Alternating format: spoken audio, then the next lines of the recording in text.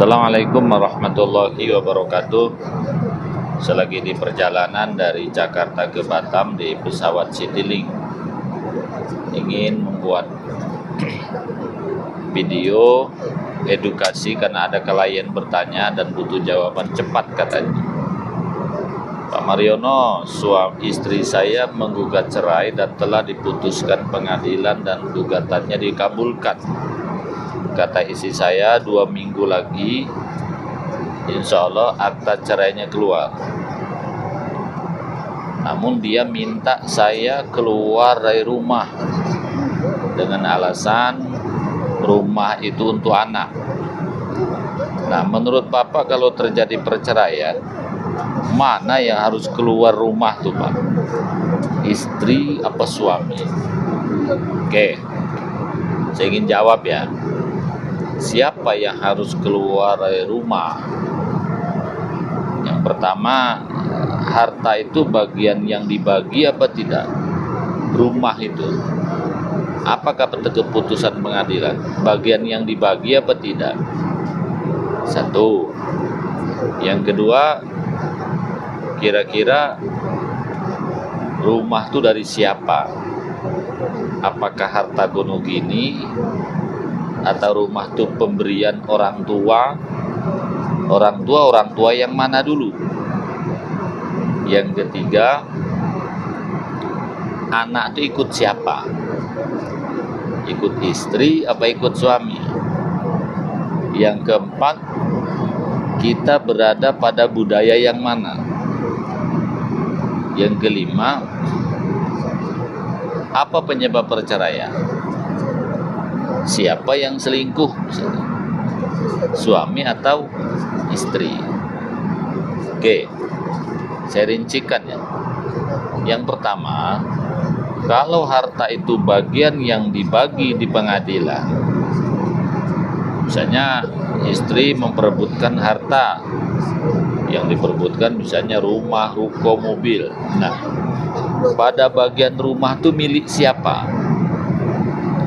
Kalau rumah itu dikuasai istri menurut pengurusan pengadilan, ya berarti suami yang harus keluar rumah. Tapi kalau putusan pengadilan rumah itu milik suami, ya istri harus keluar rumah. Nah, sekarang problemnya kalau tidak bagi harta, kan cerai ini tidak harus bagi harta kan? Kalau di pengadilan itu tidak bagi harta, artinya hanya cerai saja. Nah, rumah siapa yang berkuasa? Nah, ini berlaku hukum adat, hukum logika, hukum bagaimana baiknya. Nah, maka menurut saya, kalau kita punya rumah itu tidak dibagi oleh pengadilan, maka rumah itu masih tetap milik bersama mantan suami, mantan istri, walaupun kita sudah cerai. Maka menurut saya, anak ini ikut siapa? Kalau anak ikut istri, maka sebaiknya suami yang ngalah. Karena suami kan bisa cari di luar. Karena apapun ceritanya demi anak. Tapi kalau semua anak ikut suami, menurut saya sebaiknya istri yang ngalah. Sama, karena anak. Tapi tetap rumah itu milik bersama suami istri. Tidak ada yang memiliki, masih milik bersama. Seperti itu ya. Kemudian kita tinggal di budaya mana? Kalau kita tinggal di budaya Sumatera Barat, apalagi Pariaman misalnya ya laki-laki yang harus keluar dari rumah. Rumah diurus mantan istri. Tapi secara hukum, rumah itu juga istri nggak bisa menjual. Ini demi anak sebenarnya ya. Jadi seperti itu kalau kita tinggal di Sumatera Barat. Nah, kemudian rumah itu milik siapa? Kalau rumah itu peninggalan mertua pihak perempuan, ya suamilah harus ngalah. Kalau rumah itu misalnya peninggalan mertua laki-laki, istri yang harus ngalah. Jelas ya, itu rumah dari siapa dulu. Atau meskipun itu rumah kita, tapi banyak dari siapa uangnya. Apakah pemberian orang tua istri atau orang tua suami? Tapi kalau rumah itu yang bekerja istri, yang bekerja suami, tetap milik berdua. Walaupun istri nggak bekerja misalnya, suami yang kerja, tetap milik berdua. Oke, jelas ya. Berikutnya, siapa yang melakukan pengkhianatan, siapa yang melakukan perselingkuhan, siapa yang melakukan banyak kejahatan.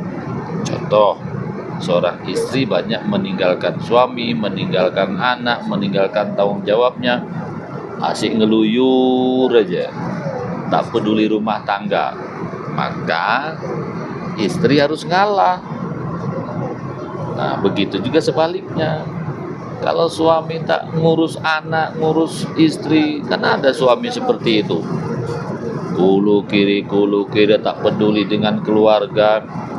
Loncat sana, loncat sini, kawin sana, kawin sini. Ya, tak peduli anak, tak peduli istri. Maka tentu logikanya suami yang harus keluar rumah. Oke, jelas ya. Nah, kemudian yang berikutnya, siapa yang ngotot cerai? Kalau yang ngotot cerai istri, suami tak mau cerai, ya logikanya istri lah harus keluar rumah. Kalau suami yang ngotot cerai, ya istri yang harus, suami yang harus keluar dari rumah. Ya kalau berbuat, dia yang bertanggung jawab kan. Karena problem hari ini banyak perceraian yang tidak karena kesepakatan dan tidak bagi harta. Memang susah. Cerai itu kan ada yang karena kesepakatan. Kalau kesepakatan tuh suami istri itu saling sepakat melakukan perceraian.